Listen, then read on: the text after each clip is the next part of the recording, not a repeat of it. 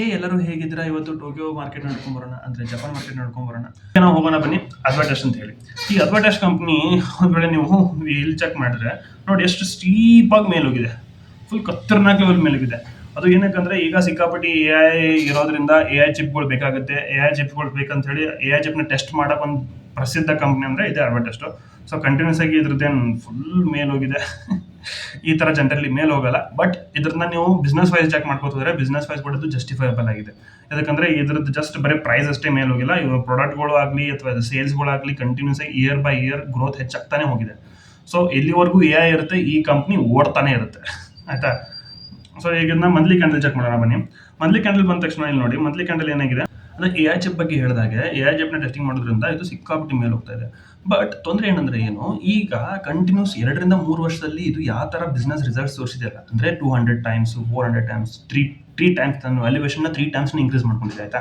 So ಇದು ಯಾವ ತರ ಈಗ ಇನ್ಕ್ರೀಸ್ ಮಾಡ್ಕೊಂಡಿದ್ದಿಲ್ಲ, ಕಂಟಿನ್ಯೂಸ್ ಆಗಿ ಹಿಂಗೆ ಇರೋದಂತ ಹೇಳಕ್ಕಾಗಲ್ಲ. ಬಿಕಾಸ್ ಮೋಸ್ಟ್ಲಿ ಕಂಪ್ನಿಗಳು ಈಗ AI ಚಿಪ್ ಮೇಲೆ ಇನ್ವೆಸ್ಟ್ ಮಾಡ್ತಿರ್ಬೇಕಾದ್ರೆ ಸಿಕ್ಕಾಪಟ್ಟೆ ಟೆಸ್ಟಿಂಗ್ ಎಕ್ವಿಪ್ಮೆಂಟ್ಸ್ ಬೇಕಂತ ಹೇಳಿ ತುಂಬಾನೇ ಪರ್ಚೇಸ್ ಮಾಡಾಗಿದ್ದಾರೆ. ಬಟ್ ಇದೇ ತರ ರಿಸಲ್ಟ್ ನ ಇದು ಕಂಟಿನ್ಯೂಸ್ ಆಗಿ ತೋರಿಸ್ತಾ ಇರತ್ತಾ, ಹೇಳಕ್ಕಾಗಲ್ಲ.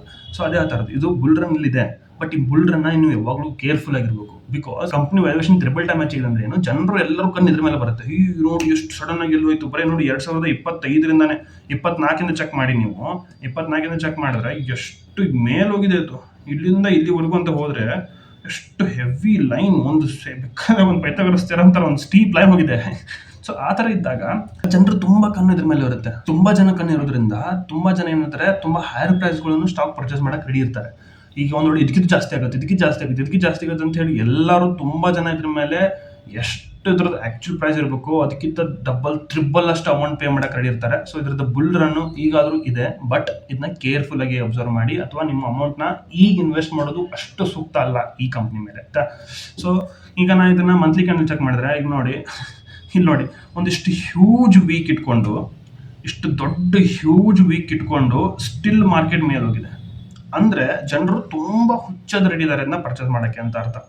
ಸೊ ಆ ತರ ಇದ್ದಾಗ ಇದನ್ನ ನೀವು ತುಂಬಾ ಕೇರ್ಫುಲ್ ಆಗಿ ಯೋಚನೆ ಮಾಡಬೇಕಾಗುತ್ತೆ. ಇಲ್ಲಿ ನೋಡಿ ವೀಕ್ ವೈಸ್ ನೋಡಿದ್ರೆ ಕಂಟಿನ್ಯೂ 4 ವೀಕ್ ಏನಿದೆ, ಕಂಟಿನ್ಯೂ 4 ವೀಕ್ ಬುಲಿಶ್ ಅಲ್ಲಿ ಇದೆ. ನೋಡಿ ನಾನು ನಿಮ್ಗೆ ಅದಕ್ಕೆ ಹೇಳ್ತಾ ಇರೋದು, ಇವೊಂದು ಸಿಕ್ಕಾಪಟ್ಟಿ ಮೇಲೆ ಹೋಗ್ತದೆ ಏನೋ ಮಾಡ್ತಿದೆ ಅಂದ್ರು, ಬಟ್ ಪ್ರೈಸ್ ಆಕ್ಷನ್ ಏನಿದೆಯಲ್ಲ ಅದು ತನ್ನ ಯಾವಾಗ್ಲೂ ಬಿಹೇವಿಯರ್ನ ಬಿಟ್ಕೊಡೋದು.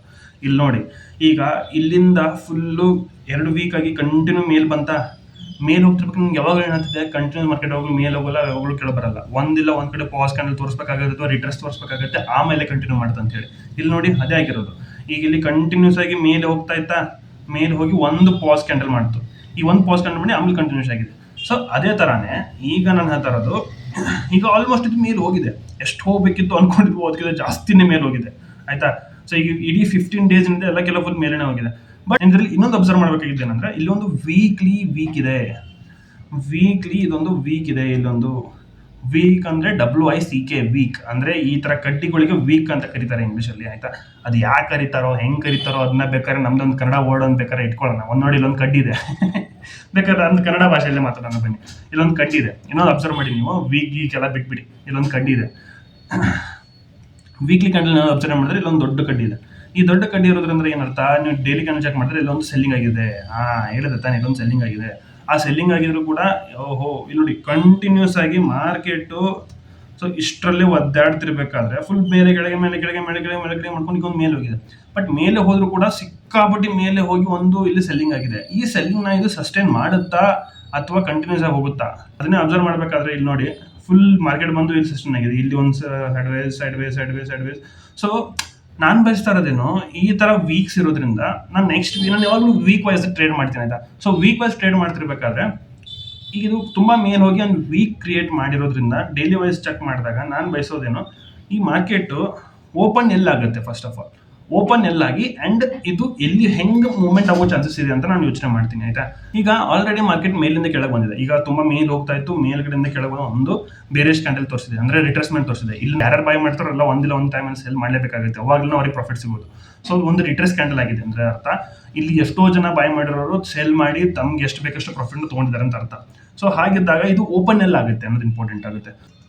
ಈ ರೀಜನಲ್ಲಿ ಓಪನ್ ಆಗ್ಬೋದು, ಅಥವಾ ಈ ರೀಜನಲ್ಲಿ ಓಪನ್ ಆಗ್ಬೋದು, ಅಥವಾ ಈ ರೀಜನಲ್ಲಿ ಓಪನ್ ಆಗ್ಬೋದು.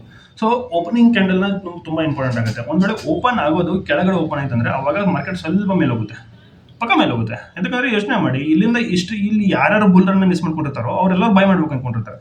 ಸೊ ಕೆಳಗಡೆ ಓಪನ್ ಆಯ್ತಂದ್ರೆ ಮೇಲೆ ಹೋಗುತ್ತೆ. ಒಂದು ವೇಳೆ ಇಲ್ಲೇ ಓಪನ್ ಆಯ್ತಂದ್ರೆ ಅವಾಗ ಮತ್ತೆ ಕನ್ಫ್ಯೂಷನ್ ಆಗುತ್ತೆ. ಬಿಕಾಸ್ ಎಷ್ಟೋ ಜನ ಆಲ್ರೆಡಿ ಬೈ ಮಾಡೋರು ಸೆಲ್ ಮಾಡಾಗಿದೆ ಅಂದ ತಕ್ಷಣ ಅವ್ರನ್ನ ಎಲ್ಲಿಂದ ಬೈ ಮಾಡಬೇಕು? ಯಾಕಂದ್ರೆ ಯಾರೇ ಒಂದು ಬಾಯರ್ ಅಥವಾ ಸೆಲ್ಲರ್ ಆಗಲಿ ಅವ್ರಿಗೊಂದು ಲೆವೆಲ್ ಬೇಕಲ್ಲ. ನಾನು ಇಲ್ಲಿಂದ ಇಲ್ಲಿ ಬೈ ಮಾಡ್ತೀನಿ, ಮೇಲೆ ಹೋಗಿ ನಾನು ಇಲ್ಲಿ ಸೆಲ್ ಮಾಡ್ತೀನಿ, ಅಥವಾ ಇಲ್ಲ ನಾನು ಮೇಲ್ಗಡೆ ಸೆಲ್ ಮಾಡ್ತೀನಿ, ಕೆಳಗೆ ಹೋದಾಗ ನಾನು ಬೈ ಮಾಡ್ತೀನಿ. ಒಂದು ಲೆವೆಲ್ ಬೇಕಲ್ಲ. ಇಲ್ಲಿ ಬಂದಾಗ ಕನ್ಫ್ಯೂಷನ್ಸ್ ಕ್ರಿಯೇಟ್ ಆಗುತ್ತೆ. ಸೊ ಯಾವಾಗ ಕನ್ಫ್ಯೂಷನ್ಸ್ ಕ್ರಿಯೇಟ್ ಆಗುತ್ತಲ್ಲ, ಇಲ್ಲಿ ಮಾರ್ಕೆಟ್ ಏನಾಗುತ್ತೆ, ಅವಾಗ ಇಲ್ಲೊಂದು ಹಿಂಗೊಂದು ರೆಡ್ ಕ್ಯಾಂಡಲು, ಆಮೇಲೆ ಇಲ್ಲಿಂದ ಒಂದು ಗ್ರೀನ್ ಕ್ಯಾಂಡಲು, ಆಮೇಲೆ ಇಲ್ಲಿ ಒಂದು ರೆಡ್ ಕ್ಯಾಂಡಲು. ಸೊ ಅದರ ಅರ್ಥ ಒಂದು ಸೈಡ್ ವೈಸ್ ಆಗುತ್ತೆ. ಈಗ ಕನ್ಫ್ಯೂಷನ್ ಎಲ್ಲ ಕ್ರಿಯೇಟ್ ಆಗುತ್ತೆ, ಅಲ್ಲಿ ಸೈಡ್ ವೈಸ್ ಆಗಿ ಮಾರ್ಕೆಟ್ ಆಗುತ್ತೆ. ಒಂದ್ ವೇಳೆ ಕನ್ಫ್ಯೂಷನ್ ಇರಲ್ಲ, ಅವಾಗ ಮಾರ್ಕೆಟ್ ಮಾತ್ರ ಫುಲ್ ಹುಯ್ ಅಂತ ಮೇಲೆ ಹೋಗುತ್ತೆ, ಹಿಂಗೆ ಹುಯ್ ಅಂತ ಕೆಳಗೆ ಬರುತ್ತೆ. ಈ ತರ ಈ ಮೇಲೆ ಕೆಳಗೆ ಈ ತರ ಓಡಾಡ್ತಾ ಇರುತ್ತೆ, ಆಯ್ತಾ. ಸೊ ಇದು ಮೇನ್ ಡಿಪೆಂಡ್ ಆಗೋದು ಮಾರ್ಕೆಟ್ ಅಲ್ಲಿ ಓಪನ್ ಆಗುತ್ತೆ. ಸೊ ನಾವು ವೀಕ್ಲಿ ಕ್ಯಾಂಡಲ್ ನಾನು ಬಯಸ್ತಾ ಇರೋದೇನು, ಇದ್ರ ನಾನು ವೀಕ್ಲಿ ವಾಸ್ ಟ್ರೇಡ್ ಮಾಡ್ತೀನಿ ಅಂದ ತಕ್ಷಣ ವೀಕ್ಲಿ ನಾನು ಬಯಸ್ತಾ ಇರೋದು. ಸೊ ಇಲ್ಲಿಂದ ಒಂದು ರೆಡ್ಡಿಶ್ ಪಾಸ್ ಕ್ಯಾಂಡಲ್ನ ಬಯಸ್ತಾ ಇದ್ದೀನಿ. ಆಮೇಲೆ ಬೇಕಾದ್ರೆ ಸಸ್ಟೈನ್ ಆಗೊಂಡು ಆಮೇಲೆ ಕೆಳಗೆ ಬರಕ್ಕೆ ಸ್ಟಾರ್ಟ್ ಆಗುತ್ತೆ, ಆಯ್ತಾ.